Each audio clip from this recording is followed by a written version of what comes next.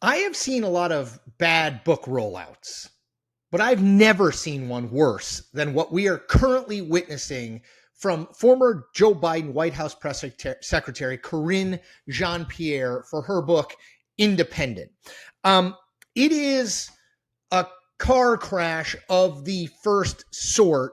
And I think it in some ways speaks to the fact that the Democratic Party still isn't all the way there in kind of dealing with what the heck happened in 2024. So let me set the scene. Jean-Pierre served as the White House press secretary for Joe Biden for the final 2.5 years of his time in office. She replaced Jen Psaki, who is now an MSNBC, MS Now host.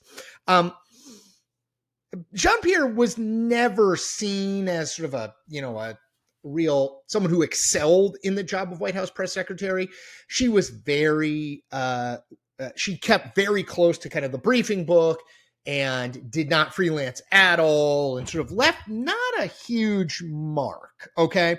So I did think it was weird, a little odd when she announced earlier this year that not only was she writing a book about her time in the White House, which is fine, almost everybody does that, but that the point of the book would be that she had left the Democratic Party and become an independent, hence the title of the book, Independent.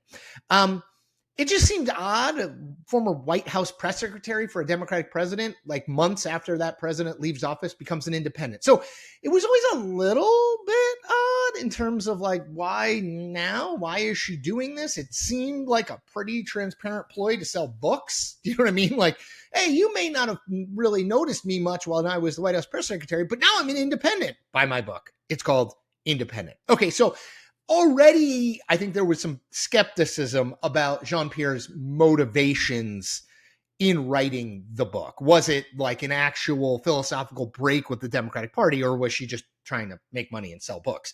So let me get into how it's been received in car wreck, train wreck, disaster, Zeppelin-like. It's impossible to over-exaggerate how badly it's been received. Before I get to the reception and how she's handled it, I want to make a pitch to you, which is I want you to subscribe to my channel. And yes, I ask every day in these videos because I always need more people to subscribe so I can continue doing what I'm doing. What am I doing? I'm defined by two words: independent and authentic.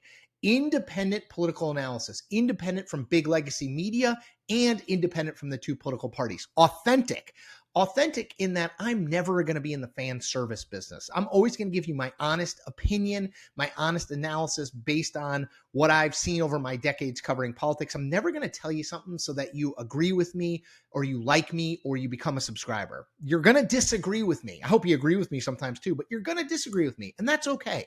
All right, so let's talk about the reception. So the book comes out on Tuesday, the 28th of October.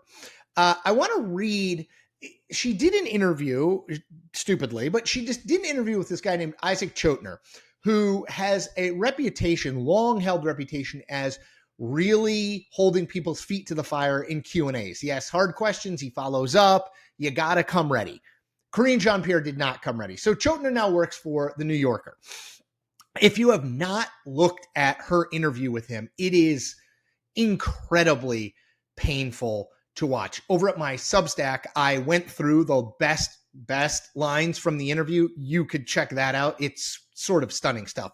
But I want to just read you one passage that I think typifies this whole thing. Now, let me note, Jean-Pierre was the first Black and openly gay White House press secretary. So let me just say that by way of context. So Chotiner says to Jean-Pierre, why do you think the Democratic Party got rid of Joe Biden after the debate? This is her answer, and I quote, "There's more to this than just that period of time. This is very layered, right?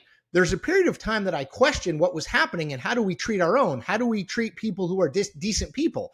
And then you also have to think about how I'm thinking about this as a Black woman who is part of the LGBTQ community and living in this time where I also don't think Democrats leadership is protecting vulnerable people in the way that it should." What? What does that have to do with why Joe Biden got pushed out? So Chotiner, to his great credit, responds, sorry, I'm not trying to be dense. I'm a little unclear about what this has to do with Democratic leaders and many Democrats in the country thinking that Joe Biden was going to lose to Donald Trump, which, yes, you're exactly right, Isaac. That is exactly my response as well. But so that has kicked off a period of this whole week of people, of Jean-Pierre not doing particularly well for herself. In an interview with CBS's morning show, Gayle King, who you would not necessarily assume would be adversarial to Karine Jean-Pierre, she's not like a big Republican or anything, voiced open skepticism that Karine Jean-Pierre insisted in the book and in the interview with Gayle King that she had never seen any signs of Joe Biden's decline. Then there was a devastating review in the Washington Post about the book. It is written, it's called, in her new book, Biden's former press secretary lets Democrats have it, which isn't the worst headline for her. It's written by a woman named Becca Rothfeld. And you should read the whole thing, but I'm going to read you just one part that is just brutal.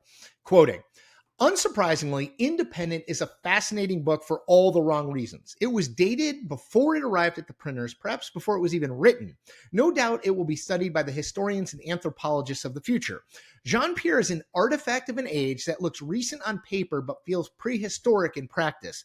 The age of pantsuits, the word empowerment, the musical Hamilton, the cheap therapeutic entreaties to work on yourself and lean in to various corporate abysses. Independent is written in the outmoded register of one of those lawn signs proclaiming that in this house we believe kindness is everything, which have been firmly planted to no tangible electoral effect since 2016. I mean, really well written there, but brutal if you're Karine Jean-Pierre.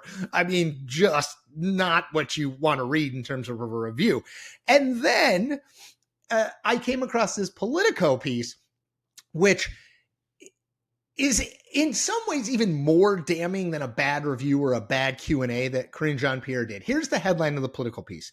Karine Jean-Pierre's book tour is nonstop cringe. Her former colleagues can't look away. The piece is filled with former Biden officials speaking on background, so they don't have their name attached, but speaking on background, not just bad-mouthing the book, Jean-Pierre's book, but also her time as the White House press secretary. Here's one quote. A car crash is fascinating to watch, said one longtime Democratic communications strategist. She was the top communicator for the president of the United States, and she can't get through basic interviews. This strategist described Jean-Pierre's interview with Chotiner as, quote, watching Mike Tyson fight a baby. Ow.